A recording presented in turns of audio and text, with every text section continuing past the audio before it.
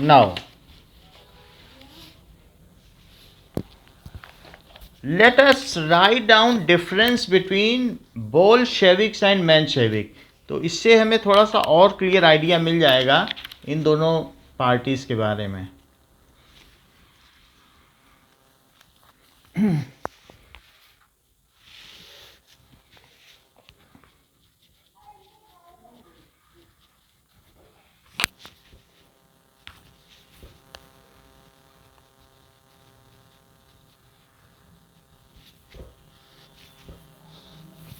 Now, Bolsheviks were led by Vladimir Lenin. This all you know. कि Bolshevik का leader कौन था? Vladimir Lenin थे. So yes, so it is led, ये एक पार्टी थी, led by Vladimir Lenin. However, it is led by Alexander Kerensky. Kerensky वहाँ के प्राइम मिनिस्टर भी थे, ये भी हमें मालूम है. ड्यूमा के एक इलेक्टेड मेंबर थे और वहाँ के केरेंस्की प्राइम मिनिस्टर थे. सो दे वर लेड बाई, और इनके बीच में कन्फ्लिक्ट चला करता था. दे वर लेड बाई अलेक्जेंडर केरेंस्की. ये पार्टी में थे जब वहाँ के ज़ार निकोलस II ने अपना सत्ता छोड़ी थी. तो इन लोगों ने पार्टी मेनशेविक्स और इनके लीडर्स ने ज्वाइन कर ली थी कि भाई हमें चलाना है. तो एक प्रोविजनल गवर्नमेंट बना ली थी कि नहीं. तो Mensheviks were already in power at that time. ये जो लेनिन एग्जाइल था तो फिर देश निकाला दिया था, फिर ये वापस आ गया था. तो जब ये वापस आए थे तो फिर इन्होंने अप्रैल थीसिस दी. ठीक है, अप्रैल मार्च में वापस आ गए थे, अप्रैल थीसिस दी थी. फिर उसके बाद का हम लोग देखेंगे. But they were led by Alexander Kerensky. Kerensky कौन था अनुराग? बत केरेंस्की कौन थे? बोलो.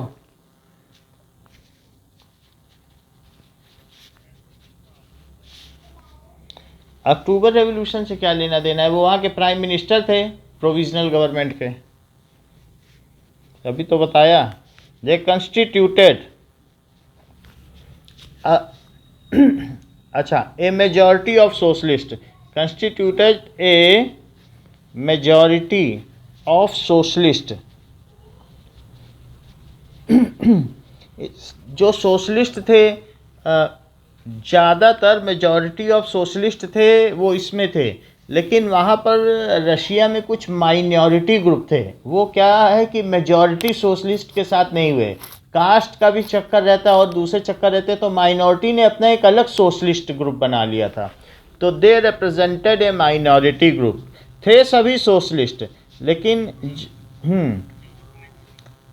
हाँ, माइनॉरिटी ग्रुप थे. वो भी सोशलिज्म में ही विश्वास रखते थे, लेकिन वो डरते थे. जैसे हमारे यहाँ मुस्लिम लोग हैं ना, उन्होंने अपनी एक अलग से पार्टी बनाई थी कि हम लोगों के साथ वो नहीं रहे, और उन्होंने मुस्लिम लीग नहीं बना ली थी. जैसे एक जो बाकी लोग थे वो कांग्रेस में ज्वाइन हो गए, और जो मुस्लिम थे उन्होंने मुस्लिम लीग. वो डरते थे कि इनसे मिल जाएंगे तो हमारी आइडेंटिटी ख़त्म हो जाएगी. ऐसे ही वहाँ के जो माइनॉरिटी ग्रुप्स थे उन्होंने अपनी अलग सोशलिस्ट पार्टी बनाई थी, और उसको कहा गया मेनशेविक्स. और इसी वजह से ये लोग चाहते थे कि ज़्यादा से ज़्यादा मेंबर, क्योंकि माइनॉरिटी में आप ज़्यादा सेलेक्ट नहीं कर सकते ना, जो आ जाए उसको वेलकम करना ही पड़ेगा कि नहीं. They represent a minority group. ऐसा था.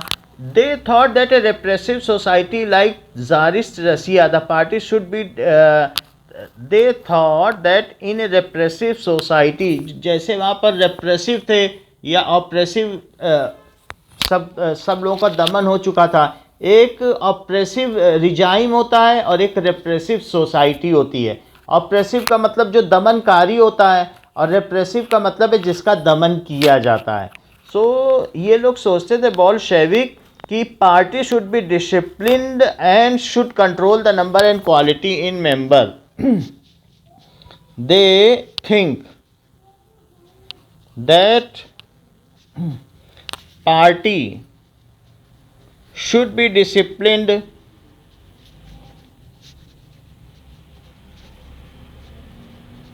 and controlled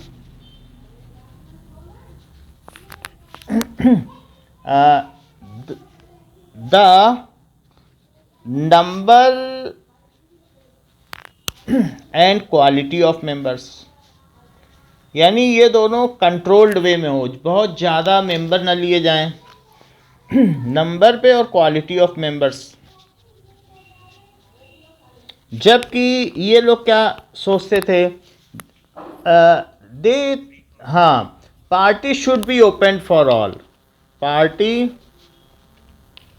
should be opened, जो भी आए ज्वाइन कर ले, ओपन फॉर ऑल। अब ज़रा देखिए, ये तो बात हो गई इन दोनों के डिफरेंस की। इसके बाद हमने ये देख लिया था कि जब व्लादिमीर ने ये देख लिया कि इसने लेनिन ने बोला कि तुम लोग डरे हुए क्यों। पहले ऐसा हुआ था ना, अप्रैल थेसिस के बाद सब सपोर्टर्स को केरेंस्की ने जेल में डाल दिया था। ये बात मालूम है कि नहीं, लास्ट क्लास में बताई थी कि प्राइम मिनिस्टर केरेंस्की ने बोला कि जो लोग, उन्होंने अप्रैल थेसिस दी थी कि बैंक नेशनलाइज किए जाएं और लैंड को सब ट्रांसफ़र कर दिया जाए पीजेंट से, कैपिटलिस्ट से लेकर, और ये भी बोला था कि वार को एंड होना चाहिए। लेकिन ऐसा वहाँ के प्रधानमंत्री प्राइम मिनिस्टर केरेंस्की नहीं चाहते थे, सो उन्होंने सपोर्टर को जेल में डालना शुरू कर दिया। अब अक्टूबर से पहले सितंबर आता है, तो सितंबर में व्लादिमीर लेनिन ने एक बार सबसे फिर से कहा कि आओ सब लोग, we should be together and again put our demand. तो ऐसे में केरेंस्की डर गए और उन्होंने फिर वहाँ से क्या किया कि ट्रूप्स लाने के लिए वो वहाँ से चले गए, क्योंकि उन्हें भरोसा नहीं था। वो जो वहाँ की पार्टी थी, दैट इज़ मिलिट्री, तो हमने आपको पहले ही बताया था कि उनके बीच में एक समझौता हुआ था। और व्हाट वाज दैट कि ठीक है ना, तो हाँ, तो कि इनको सत्ता सौंप दी जाएगी। सो नाउ इसके बाद अब देखिए, तो हमने क्या नाम बताया था, हाँ, अप्रैल थेसिस लेनिन ने दी थी। और ये भी हमने बताया था कि किसके किसके बीच में समझौता हुआ था कि सोशलिस्ट रिजाइम हैंडओवर होगा। पिछली क्लास में क्या बताया था नाम उनका, कि दैट इज केरेंस्की नहीं, वो जो मिलिट्री के लीडर थे, बुक में देखते हैं।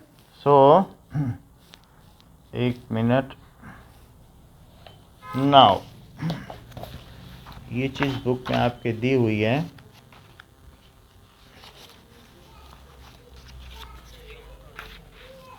एक मिनट, प्राइम मिनिस्टर, हाँ सही कह रहे हो, ये चीज़ है ट्रॉट्स्की, आप सही कह रहे हो। तो ये जो मिलिट्री रिवोल्यूशनरी कमेटी थी वो किसके सपोर्ट में थी, लियोन ट्रॉट्स्की। तो अब जब ये सारे लोग क्या करने लगे, सोशलिस्ट आगे आए, तो उनको मिलिट्री पे भरोसा नहीं था प्राइम मिनिस्टर को, केरेंस्की को। तो उन्होंने क्या किया कि बाहर से ट्रूप मंगाने के लिए वो बाहर चले गए कि अब हमको ये लोग, जब ये सोशलिस्ट कभी भी, अब ये जो है बोल्शेविक कभी भी हमला कर सकते हैं, तो ये चले गए। फिर इसके बाद क्या हो गया वहाँ से ट्रूप मंगा के इन्होंने जानते हैं क्या किया कि बोल्शेविक की 2 प्रिंट मीडिया थी, 2 बिल्डिंग थी, क्या उसको कब्जा कर लिया। सो ये काम किसने किया, प्रधानमंत्री केरेंस्की ने किया, बोलो, केरेंस्की नहीं तो ये काम किया। उसे डर था कि कहीं ये लोग ले न लें, और जबकि चोरी चोरी उसने हामी भरी थी कि ठीक है हम दे देंगे, प्रोविजनल गवर्नमेंट थी, टेम्परेरी गवर्नमेंट थी, हम इनको दे देंगे, बोल्शेविक ज़्यादा लोकप्रिय हो रहे थे। फिर लेकिन ऐसा होने के बाद अब ट्रॉट्स्की आ गया अपनी मिलिट्री को लेकर। और मालूम है, रिवर नीवा के एक तरफ वर्कर्स रहते थे लेफ्ट हैंड साइड में, गरीब लोग, और जो राइट हैंड साइड थी वहाँ सब अमीर लोग रहते थे और रिच पर्सन्स थे। वहाँ सारी फैक्ट्री भी थी और वहाँ पर सारे पैलेस भी थे। वहीं पर ज़ार निकोलस का विंटर पैलेस भी था। बात समझ में आ गई कि नहीं। और नीवा के इधर से वर्कर उधर जाते थे काम करने के लिए, एक तरफ गरीब रहते थे, एक तरफ अमीर, इस तरीके से था। अब जरा देखिए कि उन्होंने क्या किया, जो ट्रॉट्स्की था उसने यहाँ तक कि दैट बम्बार्डेड, उसने बम्बार्ड किया वहाँ के विंटर पैलेस में और भी दूसरी जगह पर, और जो भी दूसरी बिल्डिंग्स थी। इसके बाद क्या हो गया, ये सब काम पेट्रोग्राड में हुआ था, और सोवियत संघ की, दैट इज सोवियत यूनियन की राजधानी पेट्रोग्राड थी, कैपिटल। ओके, तो अब देखिए फिर धीरे धीरे मिलिट्री रिवोल्यूशन कमेटी, ठीक है, और साथ में बोल्शेविक ने मिलकर पेट्रोग्राड पर कब्जा कर लिया। They all occupied Petrograd. अब पेट्रोग्राड तो वहाँ की कैपिटल थी ही। इसके बाद देर वर हैवी फाइटिंग इन मॉस्को, और उसके बाद मॉस्को पेट्रोग्राड एरिया, यहाँ तक हम लोगों ने पढ़ लिया था कि नहीं, मॉस्को और पेट्रोग्राड एरिया दोनों इनके अंडर में आ गए। यहाँ तक समझ में आ गया, नहीं तो पूछो, हम बता देंगे फिर से, कोई चीज़ रह गई हो तो पूछ लो, ठीक है। तो वो शिप था पेट्रोग्राड में। पेट्रोग्राड में ही दो मेन बोल्शेविक की दो बिल्डिंग थी, जिससे सारी मीडिया अखबार पब्लिश होते थे। तो वहाँ जो पीएम केरेंस्की था उसने क्या किया, अपने ट्रूप्स मंगाए बाहर से, और वो दोनों बिल्डिंग पे कब्जा कर लिया। ये बात ट्रॉट्स्की को ठीक नहीं लगी। उसने कहा कि हम इनको ऐसा इसलिए कि सोशलिस्ट कहीं उन पर जो है अटैक न कर दें, या उसे ये डर था कि दे में अपनी तरफ से दे में फर्स्ट अप्रोच, और ये क्या कर सकते हैं, रिवोल्यूशन, दे में डू सम रिवोल्यूशनरी एक्शन, और वो कब्जा कर सकते हैं बिल्डिंग्स पर, या वहाँ की जो पार्लियामेंट पर कब्जा, ऐसा वो सोचता था, ठीक है, कि दे वर प्लानिंग समथिंग। तो उसने पहले अपनी तरफ से आगे बढ़ कर के बोल्शेविक की दोनों बिल्डिंग को ऑक्यूपाई कर लिया था। तो उसके बाद क्या हुआ, फिर अब जो मिलिट्री रिवोल्यूशनरी, वो मिलिट्री थी एक तरीके से, वो हमें मालूम है मिलिट्री में भी बहुत सारे लोग बोल्शेविक को चाहने वाले थे। तो उन्होंने क्या किया, हैवी शेलिंग की और सारी गवर्नमेंट बिल्डिंग को ऑक्यूपाई कर लिया। इसके बाद विंटर पैलेस पे शेलिंग की। ऐसे उन्होंने यहाँ तक कि जो शिप होती है ना, वारशिप, वो वारशिप तक ले आए, नीवा में वारशिप घुसा दी। और इस तरीके से पेट्रोग्राड में यहाँ पर at the meeting of all Russian, बोलो, औरोरा, हाँ, अच्छा, फिर इसके बाद क्या हुआ, फिर जब ये सब हो गया तो all Russian congress of Soviet in Petrograd में मेजॉरिटी से ये बात हो गया कि Bolshevik approved the Bolshevik action, कि बोल्शेविक के एक्शन को अप्रूव कर दिया, and they were heavy fighting, Petrograd पे कब्जा हो गया। यानी कांग्रेस ने बोल दिया बोल्शेविक का काम ठीक है, और मेलशेविक ने सही काम नहीं किया, केरेंस्की ने काम ठीक नहीं किया, तो वहाँ पर कब्जा हो गया, फिर मॉस्को में हो गया। यहाँ तक तो बात हो गई है। अब जरा देखिए कि और यही चीज़ जो हुई है, this all is known as October revolution, ठीक है ना। अगर अलग से हम भी क्वेश्चन लिखवाएंगे अक्टूबर रेवोल्यूशन क्या है, क्योंकि इंपॉर्टेंट है, but this is called October revolution, ये अक्टूबर में हुआ, ठीक है। So during October,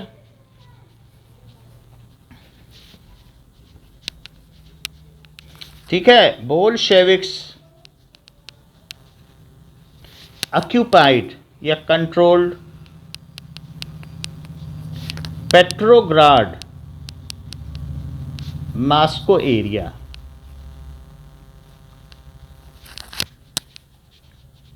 this is called October revolution. और उसके पीछे का भी सब लिखना पड़ेगा, हम बता देंगे।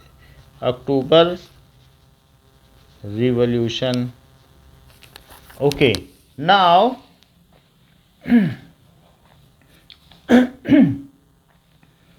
ओके, अब जरा देखिए, यहां से लेनिन का रूल शुरू हो गया। October revolution mark the beginning of Lenin rule so over the Soviet. तो जो पेट्रोग्राड में बैठ गया उसी का रूल हो गया। October revolution marked beginning of Lenin's rule in Soviet union.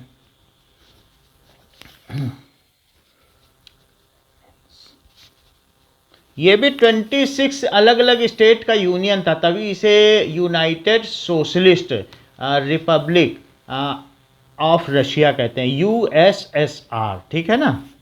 So now beginning of Lenin's rule in Russia. Okay, हाँ अभी लिखवाता हूँ, ठीक है। So Lenin's rule in Soviet union.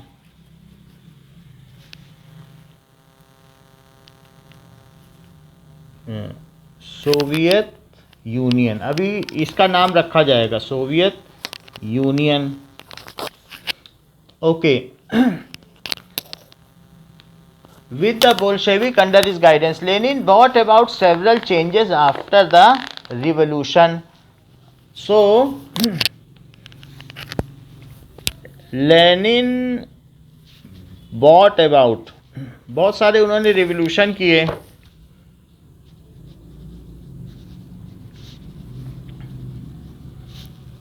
क्योंकि सबको सोशलिस्ट बनाना था, many revolutions. Okay, and nationalism, इन्होंने नेशनलाइजेशन ऑफ बैंक तो बोला ही था, तो सारी जो किसी की अब जो इंडस्ट्री थी वो किसी के नाम पे नहीं थी, वो सारी नेशन की हो गई। सो नेशनलाइजेशन सिर्फ बैंक का ही नहीं किया, नेशनलाइजेशन पहले वो जो बैंक होते थे किसी व्यक्ति के होते थे, एक आदमी पैसा सबका लेता था, फिर उससे डेप्ट देता था तो वो बहुत अमीर होता जाता था। सोचो वह अगर किसी आदमी के नाम पे बैंक हो तो वो कितना अमीर हो जाएगा, करप्ट भी हो जाएगा, हो सकता है कभी वो सारा पैसा लेके देश से फ्ली कर जाए, ये भी तो हो सकता है। सो नेशनलाइजेशन ऑफ बैंक्स एंड, हाँ, तो Lenin brought about many revolutions, ये बहुत सारे चेंजेस उन्होंने किए वहाँ पे। तो nationalisation of bank and industries were done, ये सारी चीज़ें भी की गई। ओके, इसके बाद जनवरी 20 की बात है, ये हम बात कर रहे हैं अक्टूबर ये 17 की, लेकिन अब जनवरी 20 3 साल आगे चले आओ। So after October revolution in October 1917 up to 1920 तक Bolshevik controlled most of the Russian empire. Bolshevik ने पूरे Bolsheviks controlled most of Russian empire, क्योंकि ये एक एम्पायर था, पहले साम्राज्य था तो अभी भी उसे एम्पायर बोल रहे हैं। But their attempt to win over different nationalities were only partly successful. तो फिर भी हमने आपको बताया ये जो रशिया था वो 26 स्टेट का मिला हुआ संगठन था। जैसे आप जानते हैं ना यूनाइटेड स्टेट ऑफ अमेरिका, उसमें बहुत सारी स्टेट्स एक साथ मिल करके आते हैं, तब उसे यूएसए कहा जाता है। अमेरिका एक सिंगल कोई स्टेट नहीं है, बहुत सारी स्टेट मिल करके ऐसे कहा जाता है, ठीक है कि नहीं। हमारे यहाँ भी तो बहुत सारी स्टेट्स हैं, तो बहुत आप नहीं काउंट करते हो इतने स्टेट्स हैं, इतनी यूनियन टेरिटरीज हैं, तो ज़्यादा कंट्रीज़ ऐसे ही बने हुए हैं, स्टेट्स को मिल करके बने हुए हैं, ठीक है कि नहीं। उसी को रिपब्लिक कहते हैं। ओके, अब देखो तो जैसे यूपी, हाँ, जब बहुत सारे स्टेट्स एक साथ मिल जाते हैं तो हम लोगों ने उसे यूनाइटेड वर्ड नहीं लगाया, हम लोगों ने तो इंडिया लगा दिया।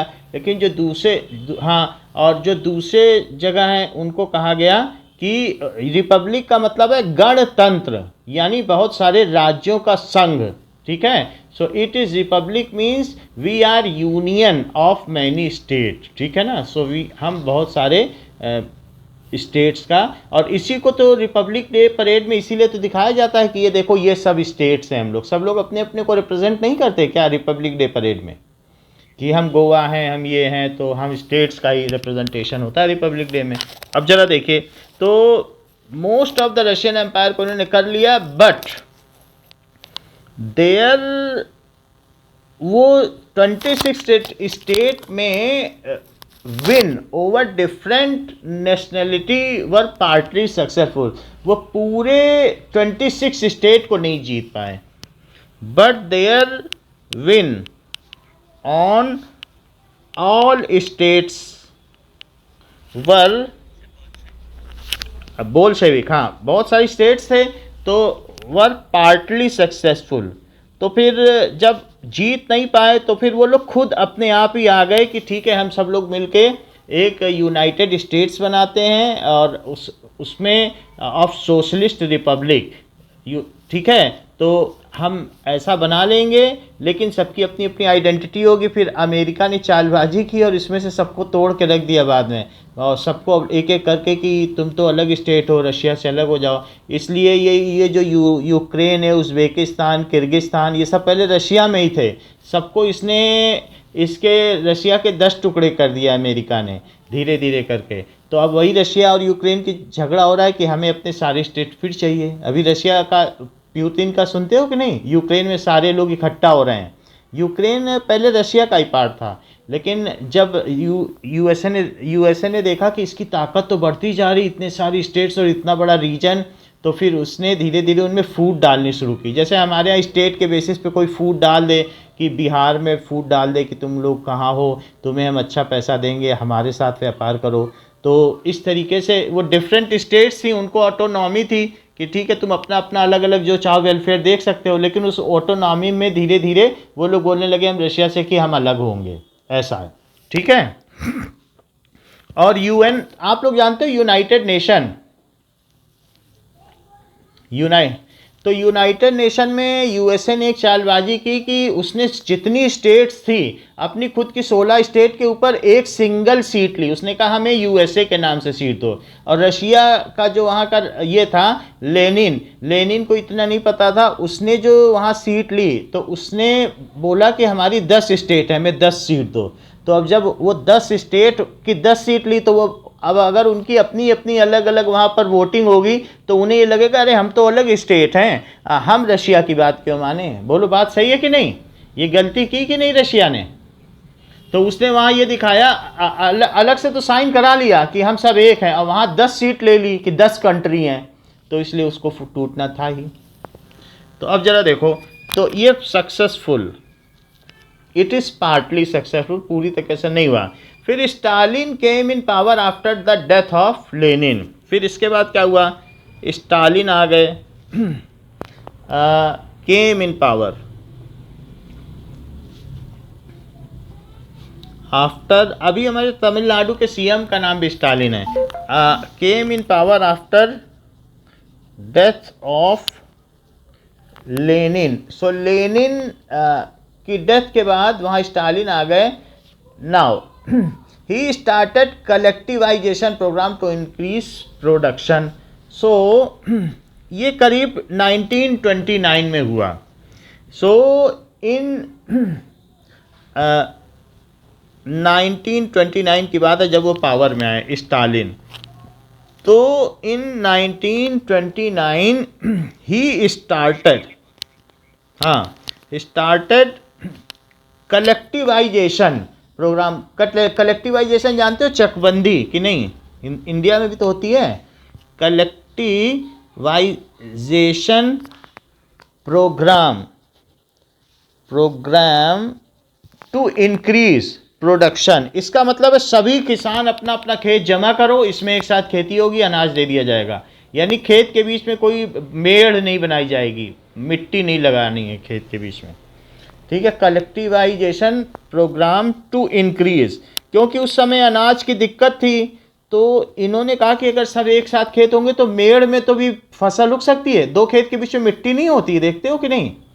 तो और उससे क्या होता है कि वेस्टेज भी होता है क्रॉप का, लोग अपने अपने खेत में थोड़ा दूर दूर पे करते हैं, और एक साथ होगा तो कम आदमी में ज़्यादा हो सकेगी फसल। तो टू इंक्रीज प्रोडक्शन, और ऐसा करने के लिए उसने लोगों को फोर्स करना शुरू कर दिया। So all peasants were forced to cultivate, all peasants were forced to do so, ठीक है, forced to cultivate in collective farm, कि सबको एक साथ अब करना है। फोर्स टू कल्टीवेट, कि सब लोग मिल के काम करो। इन कलेक्टिव फार्म्स, कलेक्टिव फार्म्स, जो कलेक्टिव फार्म्स थे उनका नाम था कैलकोज, दैट इज फार्म होते हैं, फार्म यानी खेत, कलेक्टिव फार्म्स, जिसे कहा जाता था कॉलहोज, वहाँ की रशियन मीनिंग होती होगी। तो bulk of the land and implements were transferred to ownership of collective farms, तो जो लोगों के पास अलग अलग हल थे या खेती के सामान थे, वो सब एक आदमी को जो कलेक्टिव फार्म की जिम्मेदारी देखता था उसको दे दिया गया कि तुम रखोगे, सबके हाथ से लेके सब सामान खेती का उसको दे दिया गया।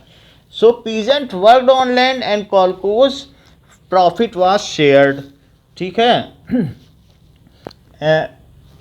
Okay, now peasants,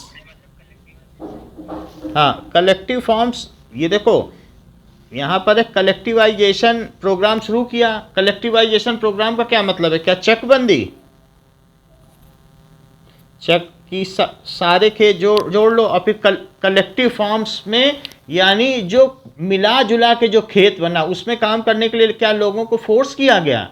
and peasants shared the profit, फिर उसमें जो पैसा आया क्या वो पीजेंट ने शेयर कर लिया? Shared the profit. बोलो बात समझ में आ गई ना कि क्या हुआ? यही चीज़ तो सोशलिज्म है कि कोई ज़मीन किसी की ना हो और सब एक साथ हो जाए। In spite of collectivisation production did not increase. क्यों नहीं इंक्रीज हुआ? क्योंकि अगर तुम्हें कहा जाए कि ये सब पूरा जोधपुर तुम्हारा, चलो काम करो, तो तुम्हारा मन लगेगा बोलो काम करने में, सफाई करने में, कि अपने घर की सफाई में मन लगेगा? बोलो। ऐसे भाई ऐसे तो अगर सब कलेक्टिवाइजेशन में लोग सोचेंगे प्रॉफिट तो हमें मिलना ही है, हम काम क्यों करें, जब हमारा प्रॉफिट तो हमें मिल ही जाएगा, हम धीमे धीमे भी काम करेंगे तो भी मिल जाएगा। क्या यार माइंड में नहीं आएगा लोगों के? क्योंकि वहाँ काम का स्केल तो कोई नहीं देख रहा है, बस ये है कि प्रॉफिट तो मिलेगा ही, हम क्यों रोज इतना मेहनत करें। तो इसकी वजह से क्या हुआ, इन स्पाइट ऑफ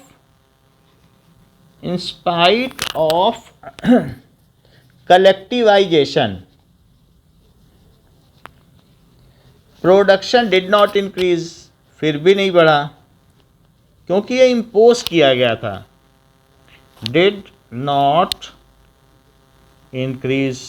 सो इससे क्या हुआ कि bad harvest in 30 to 33 led to horrible famines, जिसमें 40 लाख लोग मारे गए। इसके बाद जब अच्छी फसल नहीं होगी, बैड हार्वेस्ट हो गई, फसल ही अच्छी नहीं हुई जब लोग काम नहीं करेंगे, तो बैड हार्वेस्ट इन 29 में प्रोग्राम शुरू हुआ और 30 से 33 तक फसल ही नहीं उग पाई। सो इससे क्या हुआ कि ठीक है, लेड टू हॉरिबल फेमाइन, उससे फेमाइन आ गई। फेमाइन का मतलब अकाल, अकाल जानते हो ना, खाने को दाने नहीं होते हैं। सो हॉरिबल फेमाइन एंड 40 लाख लोग, जो 40 लाख यानी 4 मिलियन पीपल वर किल्ड, भूखे मर गए। तो क्या इससे बोल्शेविक की लोकप्रियता बढ़ेगी कि घटेगी? अगर बोल्शेविक के रिजाइम में 40 लाख मर जाएंगे, so the impact of Russian revolution was felt globally. तो मैनी कंट्रीज कम्युनिस्ट पार्टी वर फॉर्म। अब पूरे वर्ल्ड में ये जो है सोशलिज्म की बदनामी होने लगी। बोली ये होता है सोशलिज्म, लोग भूखे मर रहे हैं। सो इसका इम्पैक्ट क्या हुआ? ठीक है, the impact of Russian revolution, impact of Russian revolution was felt globally। इसका मतलब है कि इसकी बदनामी हुई। ग्लोबली का मतलब है कि सब महसूस किया गया कि ये तो सक्सेसफुल नहीं है। सो इसलिए now communist parties were formed. अब चाइना की आज़ादी की बात आ जाएगी। नाउ लोगों ने कहा सोशलिज्म अच्छा नहीं है और communist parties were formed. Communist party form हो गई। Many non Russian from outside the USSR participated. Now we will see what is USSR. Just a minute.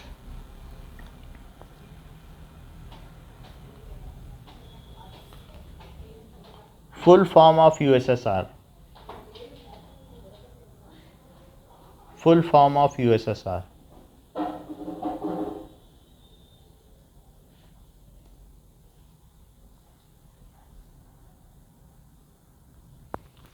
USSR.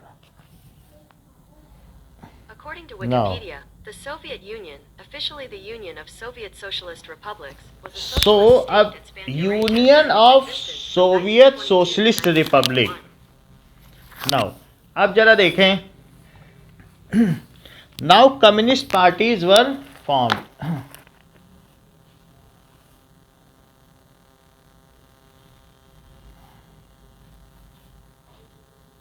Map of USSR. Showing pictures that match. See, this is the map of USSR. सो धीरे धीरे ये सारे लोग, पहले इतना बड़ा था Russia, आप देख लो। तो earlier Russia was like this, ये सारे भी इसके पार्ट थे। लेकिन बाद में धीरे धीरे इनको क्या किया गया, तोड़ दिया गया। अभी ये देखो यहाँ पे ये रशिया टूट गया। क्या यही यूक्रेन है जिससे लड़ाई कर रहा है? और क्या पहले ये USSR का पार्ट था? देखो जरा, ये कजाकिस्तान भी क्या USSR का पार्ट था?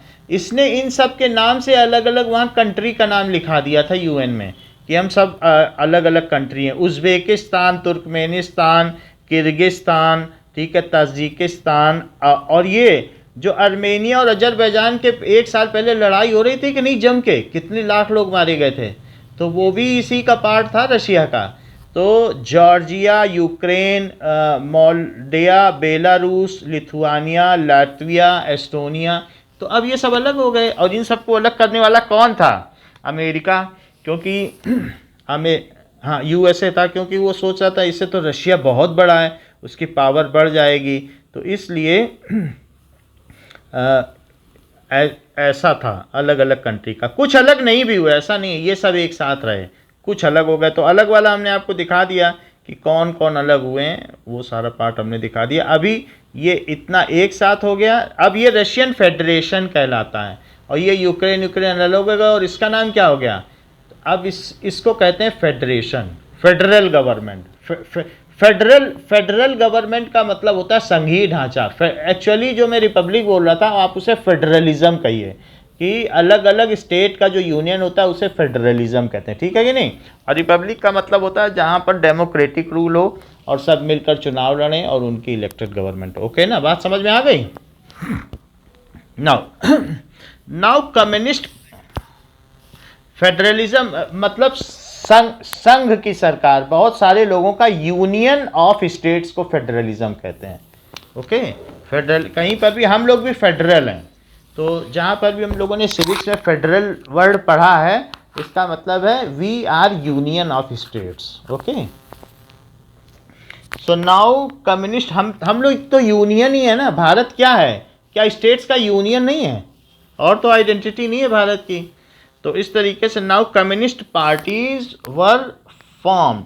Many non Russian from outside USSR participated in conference of people of the east. और इस तरीके से यहाँ तक कि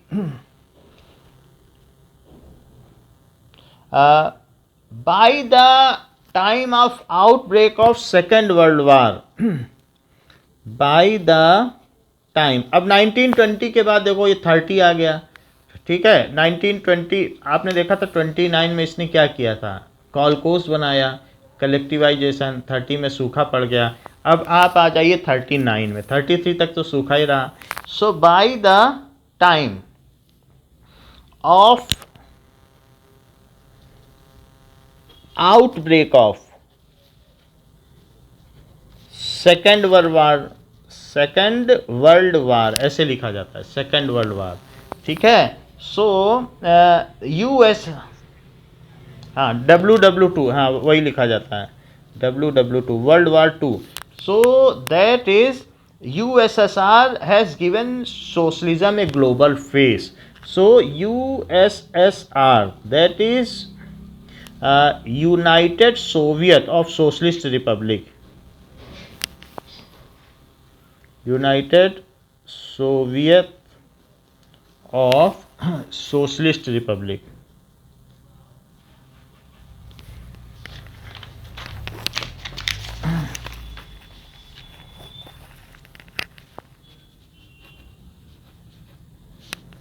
made socialism famous in Europe.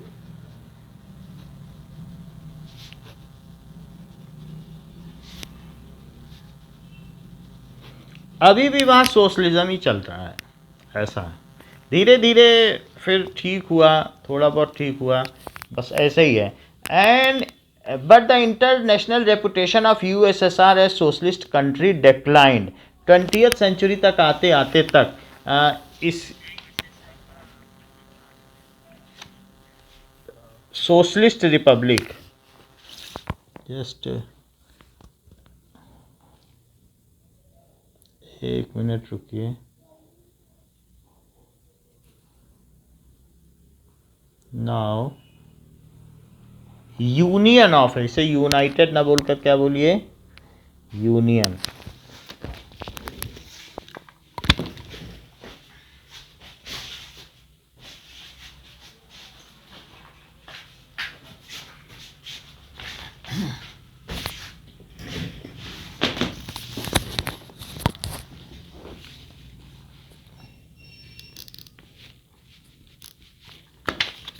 So union of Soviet of socialist republic, ऐसे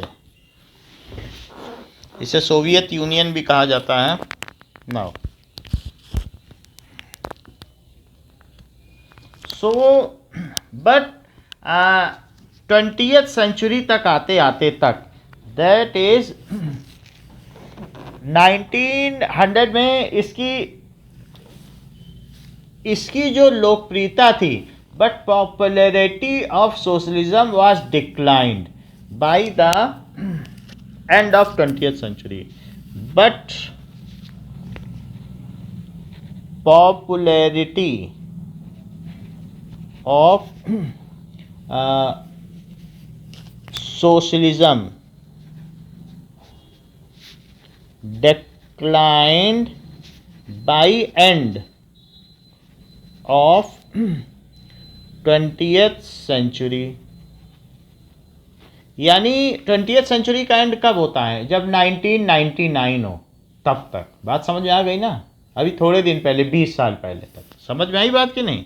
तो by the end of 20th century यानी अप टू 1999 के एंड तक, या एंड तक। फिर उसके बाद जैसे ही 2000, अभी 21st सेंचुरी चल रही, मालूम है आपको? 2022 क्या है? क्या 21st सेंचुरी है ना? 20 सेंचुरी तो हम पार कर ही चुके हैं, तभी तो 21st है। आप किसकी ओर बढ़ रहे हो? अगले 100 क्या है? 21st century. हाँ, तो ये चीज़ हो जाएगी ना। अब ये तो आपका चैप्टर हो गया। अब हम इसके कुछ इंपॉर्टेंट क्वेश्चंस करते हैं। इतना ही है इस चैप्टर में, कुछ चीज़ें और देख लो आप यहाँ पे, कि यहाँ पर देखिए कि लेनिन, हमने दिखाया था कि लेनिन और जो ट्रॉस्की, ये लोग मिल करके इन्होंने पेट्रोग्राड पे हमला कर दिया। अच्छा ये देखो, इन लोगों की एक अलग तरीके की हैट होती है। पेट्रोग्राड जो था वो सोवियत की राजधानी थी। अभी जो सोवियत फेडरेशन है, रशियन फेडरेशन, उसकी राजधानी मॉस्को है, लेकिन पहले पेट्रोग्राड हुआ करती थी। फिर राजधानी बदल दी गई जब सबका यूनियन बना, तो फिर सारे अलग अलग लोगों ने यूनियन बनाया। जैसे union of Soviet socialist Republic है, तो ये बनते ही इसकी राजधानी मॉस्को हो गई थी। ओके, जो रशियंस थे उसमें क्या थे, इस तरीके से ये हैट पहना करते थे, इस तरीके की हैट थी। एंड ये देखिए द डिमॉन्स्ट्रेशन इन मॉस्को, तो एक और भी एक यहाँ पर बात आई है कि made a demonstration in Moscow. तो ये चीज़ जरा हम लोग देख लें कि आगे क्या हुआ। जैसे हम लोग आएंगे मार्च में, तो यहाँ पर देखें इन मार्च 1998, कुछ और भी पहले आ जाए। The Bolshevik party was renamed Russian communist party. ये इंपॉर्टेंट बात है कि बोल्शेविक पार्टी का नाम क्या बदल दिया गया, ठीक है। So it is Russian communist party हो गया। बोल्शेविक की नाम रहा लेकिन पार्टी का रीनेम हो गया रशियन कम्युनिस्ट पार्टी। जैसे चाइना की अलग कम्युनिस्ट पार्टी है और ये रशियन कम्युनिस्ट पार्टी है, ठीक है।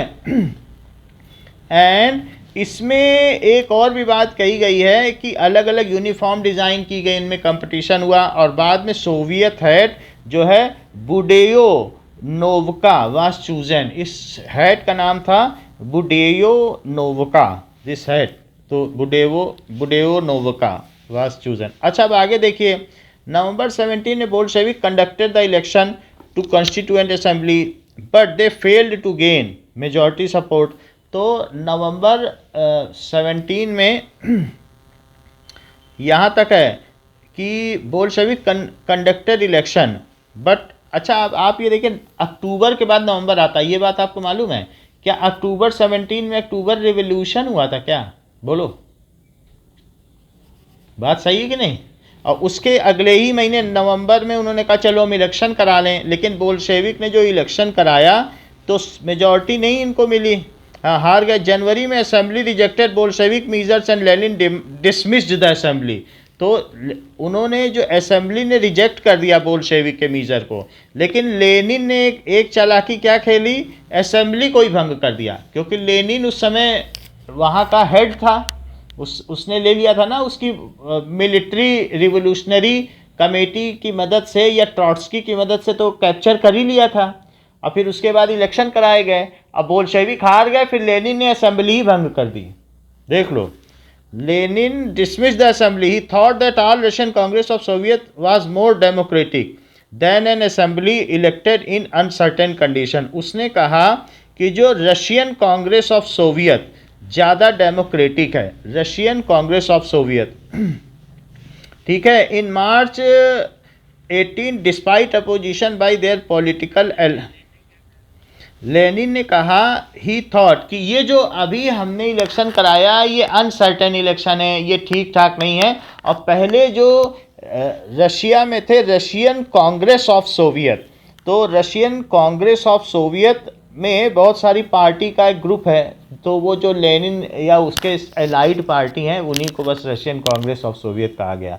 उसने कहा कि ये लोग मोर डेमोक्रेटिक हैं और ये इलेक्शन मान्य नहीं है, इट इज़ नॉट वैलिड। मतलब जो चलाए जा रहे हैं, जिनको डिप्यूटेड किया था लेनिन ने, बोला वही लोग चलाएंगे, असेंबली नहीं चलेगी। यानी जो इलेक्शन है उसको इसने नल एंड वॉइड कर दिया, ठीक है कि नहीं, क्योंकि हार गई थी बोल्शेविक्स। तो इसके बाद Russian congress of union, Congress का मतलब है लेनिन का। अभी हम पोर्टफोलियो देखते हैं कि जस्ट एक minute, portfolio of Vladimir Lenin in Russia. ये लीडर था, फर्स्ट लीडर था, और इसके बाद head of Soviet state, first head, इसमें लिखा है कि वो हेड था। अब हाँ, तो यही चीज़ इसमें दिखाई गई है कि बाकी तो जो भी चीज़ होगी ठीक है, ऐसा यहाँ तक कहीं लिखा नहीं कि वो क्या बना, ठीक है। अब देखिए कि जो अभी देखो वहाँ पर रशियन प्रेसिडेंट होते हैं, कौन होते हैं, अभी एक मिनट, हाँ, what is the name of Russian head? The president of Russia is Vladimir Putin. President है, जो हेड होता है रशियन फेडरेशन में प्रेसिडेंट है वो, ठीक है।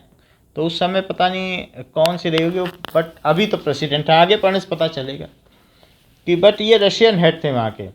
तो इसके बाद मार्च 18 में despite opposition by the political allies Bolshevik made peace with Germany at Brest, ठीक है, लिटोव्स। In the year, the Bolshevik became the only party to participate in election of all Russian Congress of Soviet. तो उसने ऐसा कर दिया कि Russia में कोई और पार्टी अब इलेक्शन लड़ेगी ही नहीं, ठीक है। लेनिन ने एक नया नियम पास कर दिया कि अगर आगे से, जैसे आप जानते हो कि that is Communist Party of China ही वहाँ पर चुनाव लड़ती है चाइना में, और कोई नहीं लड़ सकता। वैसे ही अगर रशिया में जो चुनाव होते हैं वो कौन लड़ सकता है? That can be fought by Bolsheviks only. दूसरी पार्टी मेनशेविक सबको हटा ही दिया, कहा कि सारी पार्टीज इनवैलिड हैं, सिर्फ बोल्शेविक की चुनाव लड़ेगी। तो और अभी तो ये हद हो गई है कि जो वहाँ व्लादिमीर पुतिन है, उन्होंने बोला है अगले जब तक मैं जिंदा रहूँगा मैं ही प्रेसिडेंट रहूँगा। ये अपने आप ही उन्होंने संविधान बदल दिया है, डेमोक्रेसी नाम की कोई चीज़ नहीं है वहाँ पर। अब उन्होंने कहा कोई इलेक्शन नहीं होगा, मेरे जिंदा रहने तक मैं ही रहूँगा, ऐसा कर दिया है। और उसको दिखाने के लिए तो वो यूक्रेन पे हमला कर रहा है कि मैं सब एक साथ कर लूँगा, जिससे सपोर्ट गेन हो जाए। सो now participate all Russian Congress of Soviet which became the parliament of country। तो all Russian Congress यानी बोल्शेविक्स और उसके जो सपोर्टर्स हैं उन्हें ही रशियन कांग्रेस माना गया। तो पार्लियामेंट वही पार्लियामेंट बन गई। Russian became a one party state. समझ में आ गई ना बात? सो ट्रेड यूनियंस वर केप्ट अंडर पार्टी कंट्रोल। जितने भी ट्रेड यूनियंस हैं, जैसे मजदूर यूनियन नहीं होता, लेबर यूनियन, रेलवे यूनियन, वो सब इसी पार्टी के मेंबर के ही अंडर में रहेंगे। द सीक्रेट पुलिस, तो वहाँ पर एक सीक्रेट पुलिस है, इस पे क्वेश्चन आएगा। That is Cheka first and OGPU और NKVD। तो कार्ल चेका फर्स्ट, और इसका नाम है, अगर आगे नाम पता चलेगा तो हम बताएंगे कि ये दोनों वहाँ की सीक्रेट पुलिस थी। ओके, नाउ आएगा तो बता देंगे। सो ये secret police punished those who criticise. हाँ, यही है कि इनका नाम था OGPU, full form of OGPU, the secret police organisation. इसमें दे नहीं रहा है नाम नहीं दे रहा है, बस सीक्रेट पुलिस ऑर्गेनाइजेशन दे रहा है, ठीक है। तो यही दोनों है, अगर क्वेश्चन में आएगा तो देख ही लेंगे। Okay, now who criticise the Bolsheviks, many. तो जिसने भी अगर क्रिटिसाइज किया बोल्शेविक को, उसको जेल में डाल दिया गया। Many young writers and artist rallied to party because it stood for socialism and for change. और बहुत सारे राइटर्स ने बोल्शेविक के लिए काम किया। और after October 1917 this led to experiment in arts and architecture, but many became disillusioned because of the censorship the party encourage.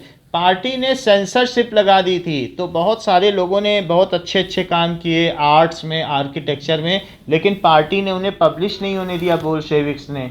तो इस वजह से कि कोई उठ नहीं पाया, जो उठना चाहा सोशलिज्म ने उसको गिरा दिया। बात समझ में आई? सोशलिज्म का मतलब कि तुमको एक एवरेज आदमी बन के रहना है, तुम उठ नहीं सकते, यानी तुम कुछ तुम्हारे अंदर की हर इच्छा मर जाए, ऐसा सोशलिज्म है। इसीलिए तो जब रशिया में अभी उसने कहा कि मैं जब तक जिंदा हूँ तब तक शासन करूँगा, तो लोगों में अब कोई इच्छा ही नहीं रह गई है, तो वो बस ठीक है करो शासन, ऐसे ही हो गया है। तो क्योंकि किसी में कोई अगर इंस्पिरेशन नहीं है, कोई प्रेरणा नहीं है, तो कोई कुछ क्यों करेगा। तो उसने वहाँ के अच्छे अच्छे आर्किटेक्ट और सब ऐसे ही सेंसरशिप में किसी को पब्लिश ही नहीं किया, किसी का नाम ही नहीं होने दिया। अच्छा, अब इसके बाद यहाँ तक बात आ गई, मे डे डिमॉन्स्ट्रेशन भी देख लेते हैं कि मॉस्को में ये क्या हुआ। कि okay, in Moscow may day demonstration, ये गवर्नमेंट की ओर से डिमॉन्स्ट्रेशन हुआ है, बस कि हमारी कितनी कितनी पॉपुलैरिटी ये दिखाने के लिए हुआ, इसमें किसी का वो नहीं है, ऐसी बात हो गई। अब देखिए बोल्शेविक ऑर्डर्ड लैंड रीडिस्ट्रीब्यूशन, तो इसके बाद क्या हुआ, सिविल वार अब वहाँ हुआ, गृह युद्ध, अंदर ही अंदर सोशलिज्म में वहाँ पर रशिया में गृह युद्ध हो गया। कैसे हुआ कि बोल्शेविक ने अपना नाम कम्युनिस्ट कर लिया, जब सोशलिज्म बदनाम हो गया, जब फेमाइन आ गया, तो उसने अपना नाम किस में बदल लिया कि हम कम्युनिस्ट हैं, ठीक है कि नहीं। Order the land redistribution, the Russian army began to break up, soldiers mostly peasant wished to go home, the redistribute. अब अगर उसने कहा कि अब हम लैंड रीडिस्ट्रीब्यूट करेंगे, पहले सब लैंड को गवर्नमेंट की कर ली गई, उसने कहा अब हम सबको बांटेंगे, तो जो सेना के लोग थे वो छोड़ छोड़ के गांव जाने लगे कि अब हमें भी तो ज़मीन चाहिए, हम सेना में रहेंगे तो फिर कौन ज़मीन लेगा। तो सब आर्मी के लोग क्या करने लगे कि वो अपने घर जाने लगे कि हमें भी ज़मीन चाहिए, हम क्लेम करेंगे तभी तो हमें ज़मीन मिलेगी, गवर्नमेंट ज़मीन बांट रही है। तो non Bolshevik socialist liberals and supporters of autocracy condemn the Bolshevik uprising. कई लोगों ने जो नॉन बोल्शेविक थे या लिबरल पार्टी थी या ऑटोक्रेसी के सपोर्टर थे, जो लोग जार के सपोर्टर थे, उन्होंने ये सब बोल्शेविक के इस तरीके से उदय को उचित नहीं ठहराया कि their leaders moved to south Russia and organised troops to fight the Bolshevik, और उन्होंने वो चले गए साउथ रशिया में, चले गए नीचे की तरफ, रशिया में नीचे, और उन्होंने बोल्शेविक्स जिनकी रेड टोपी होती, बोल्शेविक के आर्मी के लोग कैसी टोपी पहनते हैं, आज भी रशियन आर्मी रेड टोपी पहनती है, मालूम है, रेड फर वाली। तो during this the Greens that is socialist revolutionaries and Whites that is protsarist, Greens थे वो लिबरल्स थे, तो ग्रीन और वाइट ने मिलकर रेड के खिलाफ युद्ध छेड़ दिया। बात समझ में आई, रेड किसको कहा गया है, रेड क्या बोल्शेविक को कहा गया है, और वाइट, ये ग्रीन किसको कहा गया है, लिबरल्स को, और वाइट किसको कहा गया है कि जो जार के समर्थक थे। Controlled most of the Russian empire, red है बोल्शेविक का। तो बहुत सारे लोग नहीं चाहते थे कि बोल्शेविक का उदय हो, तो दूसरी जो पार्टियां थी जिसको उसने दबा दिया था कि भाई भाई यहाँ तो वन पार्टी रूल होगा, अभी पीछे पड़े हम लोग कि नहीं, उसने बता दिया था वन पार्टी रूल होगा। ग्रीन जो है, द ग्रीन्स, अब इसको लिखा भी देंगे, ये लिबरल्स हैं, सोशलिस्ट रिवोल्यूशनरीज, यानी सोशलिस्ट रिवोल्यूशनरीज जो अलग से हैं इनको कहा गया, और वाइट्स है प्रोजारिस्ट जो जार के समर्थक, प्रो का मतलब उनके समर्थक। तो controlled most of the Russian empire, इन्होंने फिर से कब्जा कर लिया। They were backed by French, France ने उनका साथ दिया, ठीक है कि नहीं। और जबकि ये बोल्शेविक जर्मनी के साथ था, अभी पीछे हम लोगों ने पढ़ा कि नहीं कि जर्मन की मदद से इसने वहाँ पर वन पार्टी रूल कर दिया, और ये जो लोग थे फिर फ्रांस ने इनका साथ दे दिया। सो दे were backed by French, America. तो आपको अभी भी मालूम है कि ये सब लोग तोड़ने के चक्कर में भी थे, अमेरिका ही मेन था, तोड़ने के चक्कर में था कि तुम लड़ो हम तुम्हें हथियार देंगे, मेन इसमें रोल अमेरिका का ही है। अभी भी उसी का नाम खराब आता है जब भी होता है, French, American, British and Japanese troops, ठीक है कि नहीं। अब यूक्रेन को वो मिलाना चाहता है, तो मालूम है अमेरिकाई तो अपनी फौज भेज रहा है यूक्रेन में, आप लोग रोज समाचार सुनते होंगे। यूएसएस, हाँ उनका बनता नहीं है, लेकिन वो सोच रहा है कि हम यूक्रेन को वापस पा लें, रशिया सोच रहा है प्यूटिन के हम वापस पा लें अपनी ज़मीन। तो यूएसए ने अपनी सेना भेज दी यूक्रेन ने से बोला तुम डरो मत, हम तुम्हारे साथ हैं, उनसे मत मिलना। समझ में आई बात।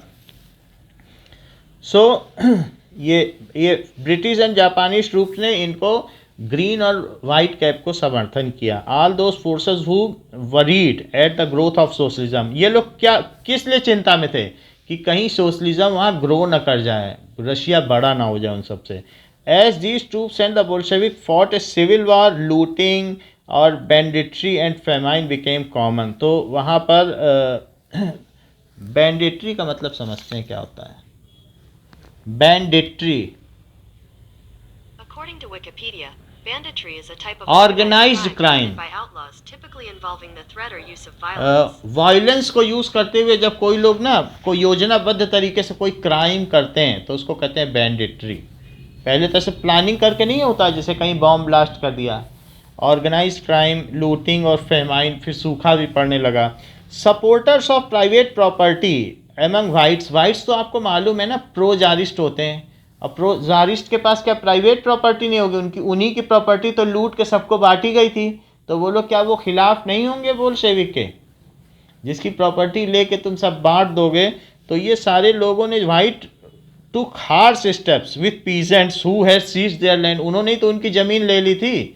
तो अब जब इनके हाथ में वापस सत्ता आ गई तो इन्होंने पीजेंट्स के ऊपर फिर क्या किया, ऑपरेशन किया, उनके ऊपर दमनकारी नीतियां चलाई। Such action led to loss of popular support for the non Bolshevik, और इसकी वजह से जो नॉन बोल्शेविक थे वो फिर से बदनाम हो गए। किसान लोगों ने कहा रे ये लोग तो बेकार हैं, ये हमसे ज़मीन वापस ले रहे हैं, बोल्शेविक ने हमें ज़मीन दी और ये हमसे ज़मीन ले रहे हैं। सो 22 जनवरी द बोल्शेविक ले रहे थे, उन्हीं की ज़मीन ले करके तो दी गई थी किसानों को। तो जब यूएसए, जापान इन सब ने बोला कि ठीक है हम तुम्हारा समर्थन करते हैं, तो उन्होंने मोस्टली रशिया में अपना अधिकार कर लिया और किसानों से ज़मीन ले ली। किसानों से ज़मीन ले ली तो पीजेंट्स फिर उनको अपोज करने लगे, बोले ये लोग तो ठीक नहीं है, हम तो बोल्शेविक ही हमारे लिए ठीक है, उसने हमें ज़मीन दी थी, ये तो ले रहे हैं। तो फिर से क्या हुआ, 1920 में बाजी पलट गई। Bolshevik controlled most of the former Russian empire, फिर से बोल्शेविक ने पूरा कब्जा कर लिया। समझ में आ गई बात ना। अब जब फार्मर फिर किसके सपोर्ट में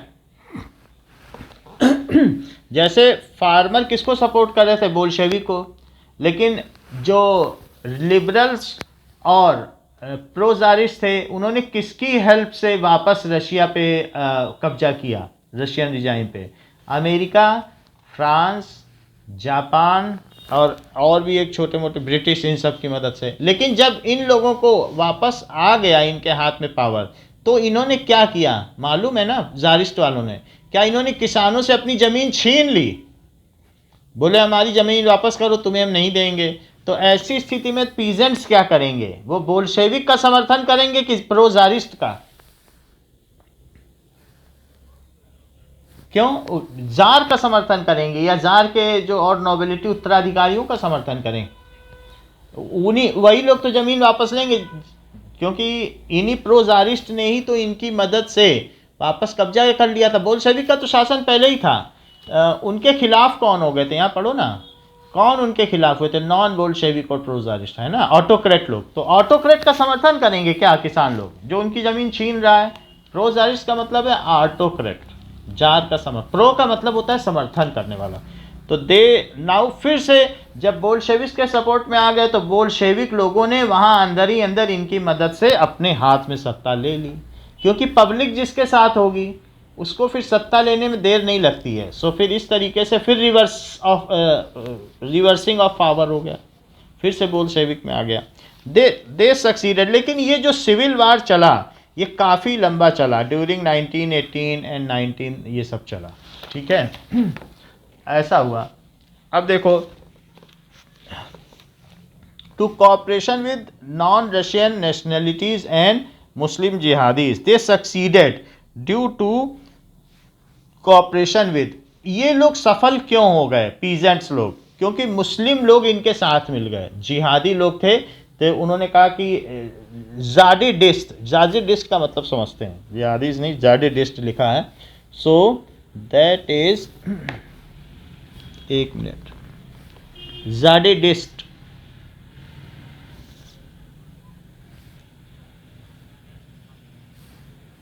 नहीं वो जादिडिस्ट लिखा है, तो पढ़ते हैं क्या ये,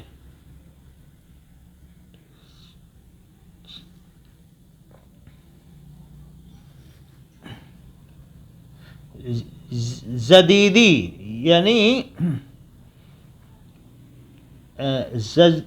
जजीद, वहाँ का एक, जैसे यजीदी भी कहते हैं, जादिडिस्ट होता है ना, कि ऐसे होते हैं कि मुस्लिम कोई एक कास्ट है बस, जदीदी, ठीक है। तो ये है, दैट इज मुस्लिम रिफॉर्मर्स, इसमें लिखा है मुस्लिम रिफॉर्मर्स इन रशिया। जदीदी का मतलब क्या है, मुस्लिम, हाँ। तो उन लोगों की मदद से, और जो नॉन रशियन नेशनलिस्ट थे, कुछ ऐसे भी थे जिनको रशिया की नागरिकता नहीं मिली थी, उनकी मदद से और मुस्लिम की मदद से ये फिर से बोल्शेविक का समर्थन किया और बोल्शेविक ने अपनी सत्ता वापस ले ली। Cooperation did not work where Russian colonies themselves turned Bolshevik. तो बाकी और कुछ इसमें है नहीं। Bolshevik in Khiva in Central Asia colonies brutally massacred local nationalities in the name of defending socialism. लेकिन बोल्शेविक ने भी कई जगह क्या किया, बहुत जगह बहुत लोगों को मारा, वहाँ के नेशनल लोकलिटीज़ को, क्योंकि सब रशियन नहीं थे ना, सब बोल्शेविक नहीं थे, इतना बड़ा रशिया है, सब एक जैसे नहीं थे, तो कई लोगों को उसने लाखों की संख्या में बोल्शेविक ने मारा लोगों को। और किस नाम पे, कि हम सोशलिज्म ला रहे हैं, ऐसे करके बोल्शेविक ने मारा। In this situation many were confused about what the Bolshevik government represented. बहुत सारे लोग कंफ्यूज हो गए, ये कर क्या रहे हैं, यही मार रहे हैं लोगों को, जबकि बोल्शेविक अपनी रिजाइम को बढ़ाना चाहते थे। Partly to remedy this, most non-Russian nationalists were given political autonomy in Soviet Union। इसकी वजह से जब ये यूनियन बना तो सबसे कहा गया तुम्हें पूरी तरीके से आज़ादी है, तुम अपनी सरकार चलाओ, लेकिन हम सब साथ हैं। जब लोग विरोध में आ गए ना, बोल्शेविक अगर लोगों को मारेगा तो विरोध में नहीं आ जाएंगे। तो जो रशियन यूनियन थी उस जब यूएन बना, यूनाइटेड नेशंस ऑर्गेनाइजेशन, तो इनमें भी एक समझौता हुआ कि सबको पॉलिटिकल ऑटोनॉमी है, अपनी अपनी सबकी गवर्नमेंट होगी। The state that Bolshevik created from Russian empire in December 1922, but since this was combined with unpopular policies that the Bolshevik force the local government to follow. Bolshevik समय समय पर वहाँ की जो लोकल गवर्नमेंट है उनको impose करते रहे हैं कि तुम मेरी वाली पॉलिसी फॉलो करो। Like the harsh discouragement of nomadism, जैसे कि नोमाडिज्म का मतलब समझते हो, नोमैडिक लोग जो घूमते फिरते खेती करते हैं, उनका कोई घर नहीं होता, यहाँ का खेत आज खेती कर ली, घुमंतू लोग होते हैं, और फिर दूसरी जगह चले गए, फिर तीसरी जगह चले गए। तो ये लोग चाहते थे कि Bolshevik force the local government को कि इस चीज़ को तुम बंद करो, नोमाडिज्म को, क्योंकि इससे पता ही नहीं चलता है कि कौन कहाँ का सिटीजन है, आज यहाँ रह रहा है कल वहाँ रह रहा है, उसमें कुछ उग्रवादी आ जाएंगे, तो इसलिए लोगों को घर दो। तो उसने कहा, मतलब ये जो घूम घूम के खेती करते हैं ना, क्योंकि जो रशिया है वो एक उसका एक बहुत बड़ा एरिया ग्रास लैंड है, तो वहाँ पर उनके जिनके पास बहुत सारे कैटल हैं, मवेशी लोग हैं, जानवर हैं, वो उनको जहाँ जहाँ चारा मिलता है खिलाते जाते हैं, घूमते फिरते रहते हैं। तो ऐसे बहुत बड़ी आबादी है, तो लोकल गवर्नमेंट नहीं चाहती थी कि ऐसे किसी को हम उनको बोलें कि तुम एक जगह बस जाओ, क्योंकि वहाँ का चारा ख़त्म हो जाएगा तो वो कहाँ जाएंगे अपने जानवर लेकर, अपने हर्ड्स को लेकर। तो लेकिन ये बोल्शेविक चाहते थे कि नहीं, तुम नोमाडिज्म को ख़त्म करो। नोमैडिक वो होते हैं जो घूमते फिरते रहते हैं, आदिवासी घुमंतू लोग।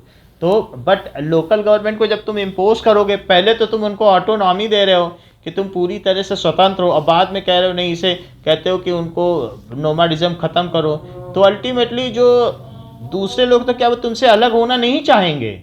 ये यूक्रेन है, Kyrgyzstan, Kazakhstan, Lithuania, Armenia, Azerbaijan क्यों अलग हो गए? क्योंकि तुमने उन पर बेकार में उल्टे पुल्टे सब लॉ इम्पोज करने को बोला। तो जब ऐसा कोई करेगा तो ऐसी स्थिति में क्या वे लोग इसकी बात मानेंगे बोल्शेविक की कि नहीं मानेंगे? बताइए, नहीं मानेंगे। तो अभी जो वहाँ की पार्टी वो बोल्शेविक ही है, जो व्लादिमीर पुतिन है वो भी बोल्शेविक ही है, ठीक है ना? इतनी बात समझ में आई। अब हम लोग इसके कुछ क्वेश्चंस करते हैं।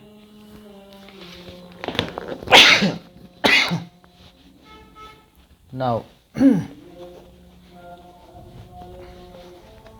Devanshi, am I Audible?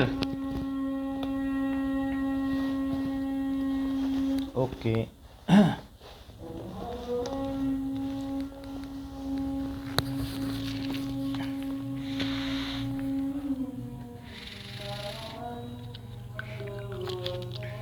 Question number 1, ये बुक के क्वेश्चन है। List 2 differences between capitalist and socialist idea of private property.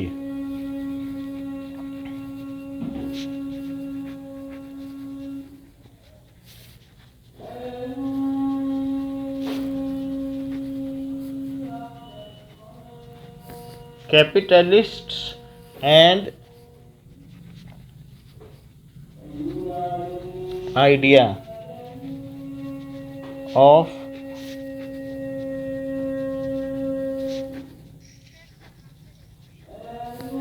Page 28, page 28 खोलो।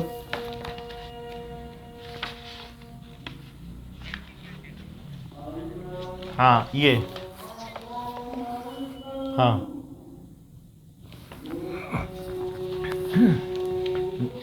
Under the capitalist system see, तो दो अलग अलग चीज़ें बताई गई हैं, कैपिटलिस्ट एंड सोशलिस्ट।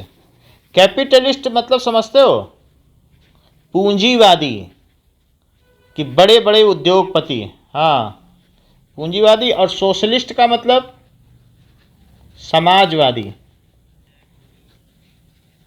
मतलब वो सब एक इक्वल हों, इनका फर्क होता है। So private properties was owned by individual. So इसमें क्या था कि प्राइवेट, हाँ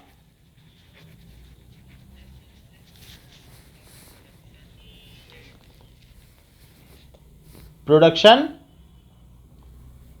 शेयर होता था। एक बार फिर से पूछो। हाँ हाँ ये बात सही है। हाँ स्पेड, स्पेड का मतलब क्या बोलते बोलो। हाँ फिर से पूछो एक बार फिर से।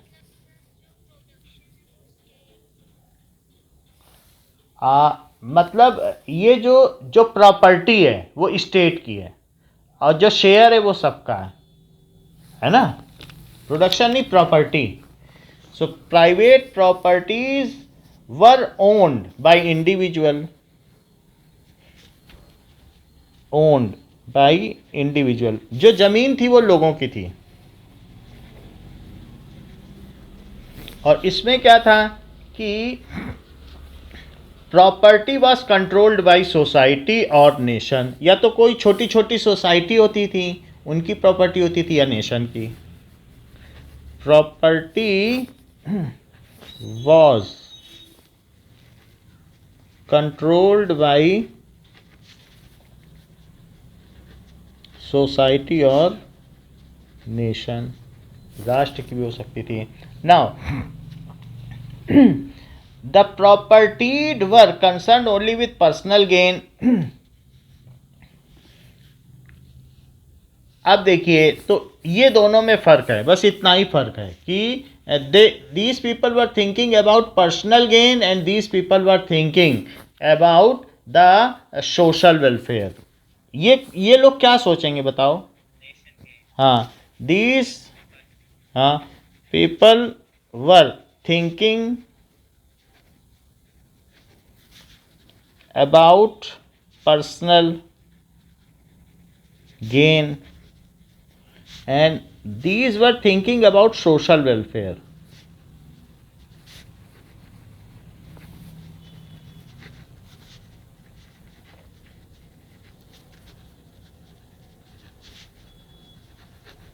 माही इतनी देर से क्यों ज्वाइन करती हो।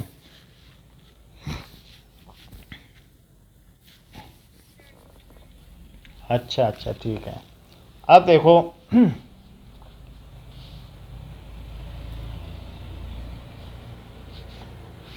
ओके, क्वेश्चन पूछा जा रहा है पेज 33 का, question number 2। Why were there revolutionary disturbances in Russia in 1905। तो थोड़ा 1905 की बात की गई है। So why were there revolutionary disturbance. अच्छा, जार का शासन कब तक रहा है मालूम है? फरवरी 1917 तक रहा। ये बात मालूम है आपको कि नहीं? और उसी साल अक्टूबर रिवोल्यूशन भी हुआ है। हाँ डिस्टर्बेंसेस। तो ये जो डिस्टर्बेंसेस हुए ये जार के शासन में हुए कि बाद में? हाँ So why were there revolutionary disturbances in Russia in 1905? What were the demands of revolutionaries? What were? ये भी हम लोगों ने कवर कर लिया है.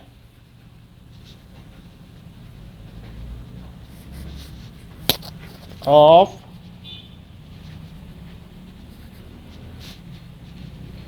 तो लोग चाहते थे कि एक ऐसी सरकार बने जो आंसरेबल हो, रिस्पॉन्सिबल हो.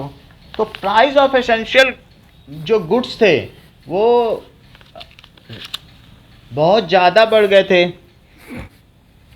Prices of essential goods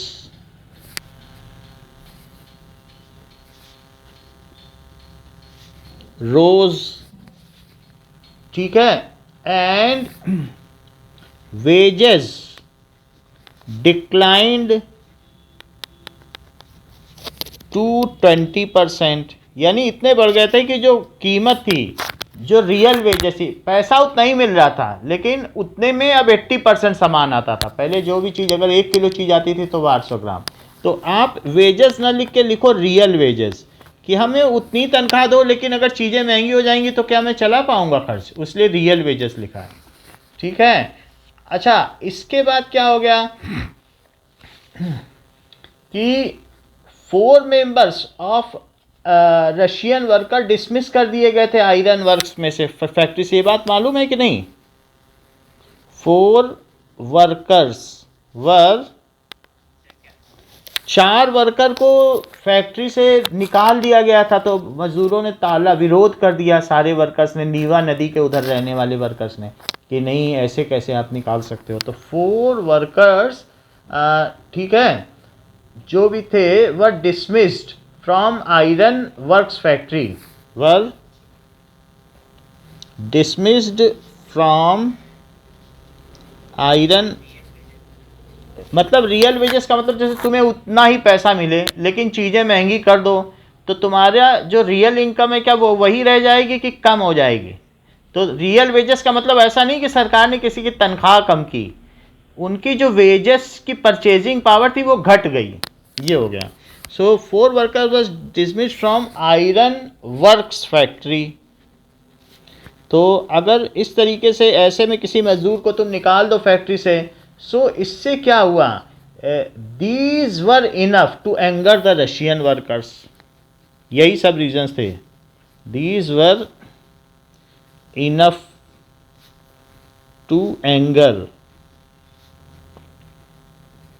Russian workers. ये हमने लिखा दिया था. ठीक है. तो इसलिए दे वेंट ऑन स्ट्राइक. और उन्होंने क्या डिमांड रखी? 2 डिमांड रखी. Reduction in working hour and increase enough to anger. वो उनको क्रोधित करने के लिए, इतना उनको नाराज करने के लिए काफ़ी था. तुम निकाल रहे हो उनको नौकरी से. So they went on strike and demanded. और क्या डिमांड किया?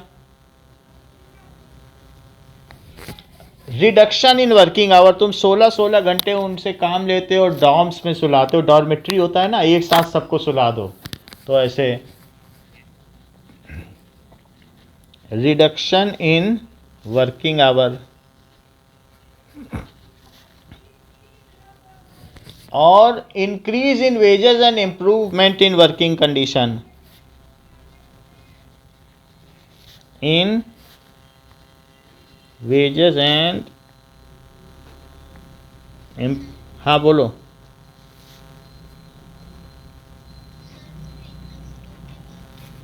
Enough to anger. ये उनको गुस्सा करने के लिए काफ़ी था, है ना. आप 4 लोगों को अगर नौकरी से निकाल दोगे तो फिर उनका घर कैसे चलेगा, और फिर सारे मजदूर तो एक ही होते हैं. सो क्या ये रीज़न इनफ नहीं है? बोलो.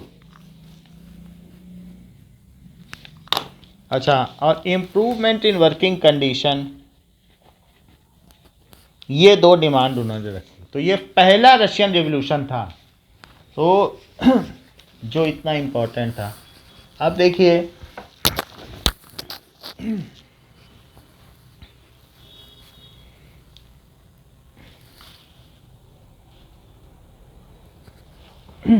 अब देखिए इस चीज़ को रशियन रिवॉल्यूशन कहा गया। तो अब क्वेश्चन नंबर 3, पेज 41, ये पेज 36 का है, पेज 36 ऊपर वाला। और क्वेश्चन नंबर 3 है, why did people in Central Asia respond to the Russian revolution in different ways? Why did the people of Central Asia, वैसे तो सेंट्रल एशिया की बात की जाए तो वो रशियाई है ज़्यादा, पूरा रशियाई तो सेंट्रल एशिया है, उससे ज़्यादा क्या है बोलो? एशिया में जो मेन पार्ट है वो कौन है? ऊपर से लेके बीच तक तो रशियाई फैला हुआ है कि नहीं? हम लोग तो एशिया के नीचे में आते हैं, साउथ वेस्ट में।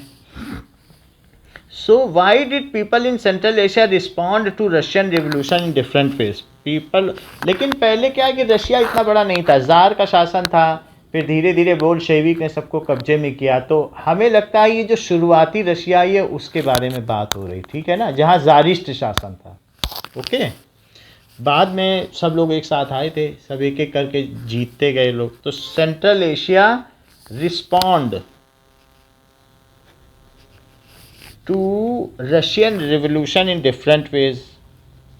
तो रशियन रिवॉल्यूशन को सेंट्रल एशिया में किस तरीके से लिया गया और लोगों ने उसे डिफरेंट वेज में क्यों लिया? Why did people of Central Asia took it different ways? So as the first revolution that occurred in February 1917 freed the people, इसके बाद आपको मालूम है कि 1905 के बाद 1917 के फरवरी में भी एक रिवोल्यूशन हुआ था और जार ने सत्ता छोड़ दी थी। मालूम है ये बात कि नहीं? हम लोगों ने जो सीक्वेंस ऑफ इवेंट्स लिखाई थी उसमें लिखा था कि नहीं? हाँ, उसी फरवरी रिवोल्यूशन की वजह से हुआ था। तो वो जिसको आप लोग कहते हो ब्लडी संडे, लोगों को मरवा नहीं दिया था, 100 लोगों को, 400 लोग घायल हो गए थे अभी। हाँ, तो वो उसके सामने पीसफुल डिमॉन्स्ट्रेशन कर रहे थे। तो अब उसे लोगों ने अलग अलग तरीके से लिया as the first revolution that occurred. देखो ये है फर्स्ट रिवोल्यूशन, इसे फर्स्ट रिवोल्यूशन कहा गया, as the first revolution that occurred after Bloody Sunday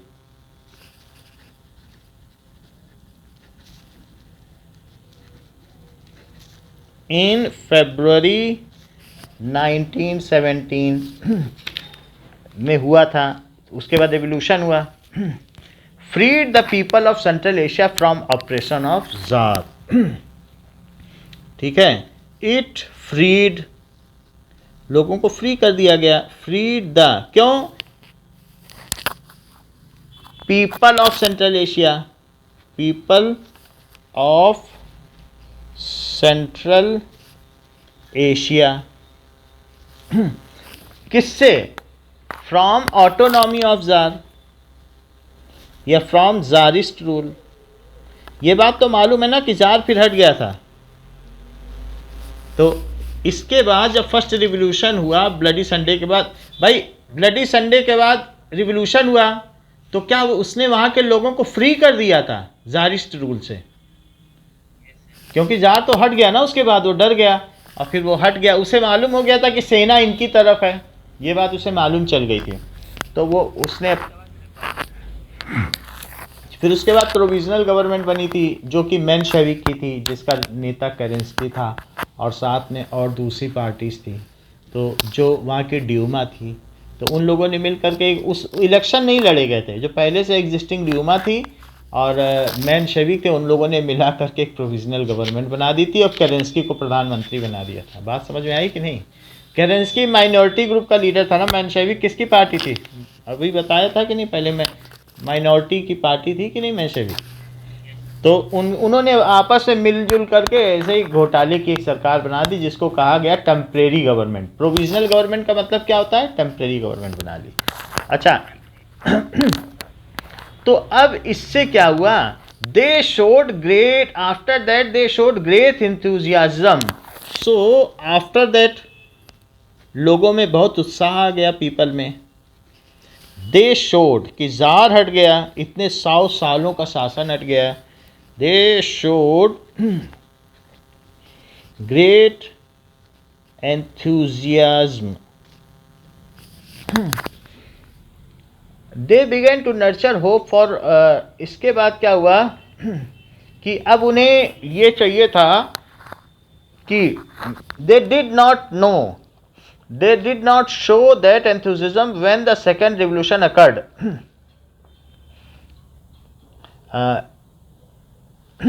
इसके बाद क्या हुआ, they were थिंकिंग, अब वो सोचने लगे कि अब हमें और आज़ादी मिलेंगी। थिंकिंग ऑफ मोर लिबर्टी, पहले तो उन पे कोई लिबर्टी नहीं थी। फिर इसके बाद when in October 1917 second Russian revolution occurred. अब उसके बाद एक और रिवोल्यूशन हुआ था जो लेनिन के अंडर में हुआ था। एक तो शुरू में हो गया था वर्कर्स के अंडर में, और दूसरा किसने किया था,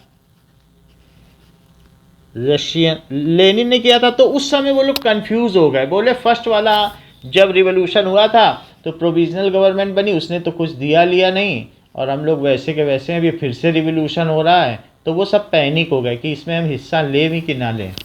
पहले तो इंथुजियाज्म दिखाया, फिर दूसरी बार में वो सब ऐसे ही ठंडे पड़ गए। Second Russian revolution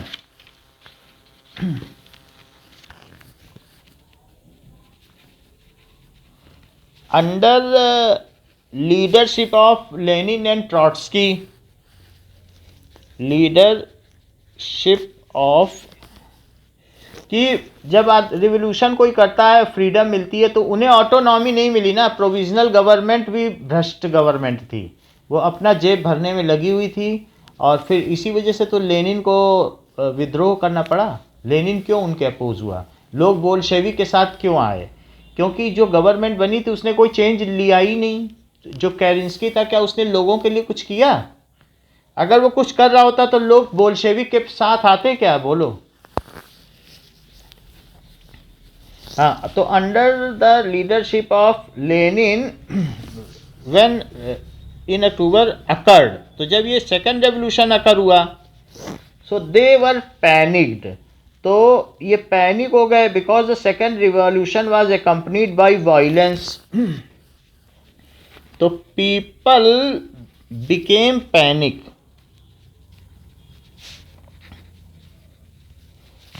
as second revolution, ये जो है वाज एक्कम्पनीड, उसमें हिंसा भी हो रही थी, नीड बाय वायलेंस।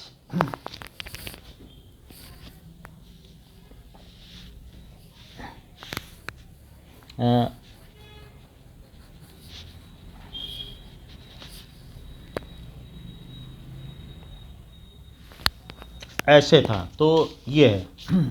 तो ये अगर क्वेश्चन पूछा जाए कि क्या मिक्स्ड रिएक्शन थे, तो यही आपको लिखना है कि ये मिक्स्ड रिएक्शन थे। बात समझ में आ गई कि दिस वाज ओवरऑल रिएक्शन। तो अभी कुछ भी और एक दो क्वेश्चन नेक्स्ट क्लास में इसमें जो होगा इम्पोर्टेंट वो हम करा देंगे, और बाकी फिर अच्छा, अभी हिस्ट्री में और कोई चैप्टर भी है कि यही था बस? तो ठीक है, फिर हम ड्रेनेज करेंगे कल की क्लास में, इसके कुछ और क्वेश्चन करा के ड्रेनेज करेंगे। Okay, thank you, welcome, welcome बेटा।